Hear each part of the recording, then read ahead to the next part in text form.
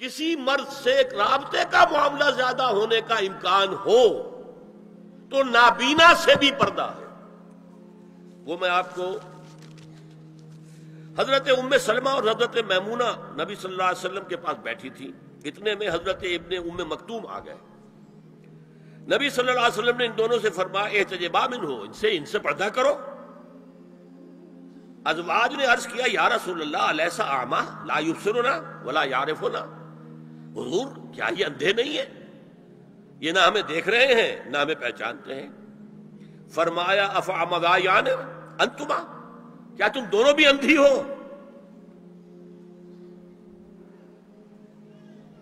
الا تبصران ہی، کیا تم نہیں دیکھ رہی ان کو؟ حضرت ام سلمہ تصریح کرتی ہیں ذالک بعد ان امر بالحجاب، یہ جب حجاب کا حکم آ گیا تھا تب حضور نے پھر یہ حکم دیا۔ اس کی وجہ کیا تھی؟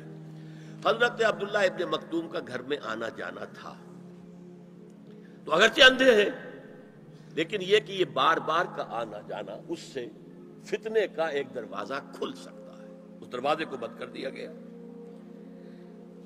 حضرت عائشہ کے پاس ایک نابینا آیا تو انہوں نے اس سے پردہ کیا، کہا گیا کہ آپ اس سے پردہ کیوں کرتی ہیں، یہ تو آپ کو نہیں دیکھ سکتا۔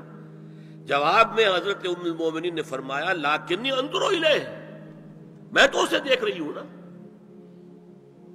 عورت مرد کو دیکھے، البتہ یہ کہ عام حالات میں آپ بازار میں چل رہے ہیں، عورت جا رہی ہے، کوئی باہر نکلنا پڑا ہے، تو اس حالت میں اگر وہ مرد کو دیکھتی ہے تو اس میں در حقیقت وہ فتنہ نہیں ہے کہ جو گھر میں آنے جانے والے لوگوں کا ہے۔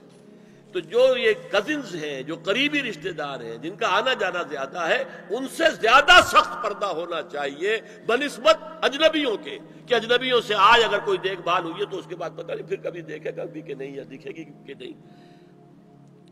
اب ایک آخری مسئلہ ہے،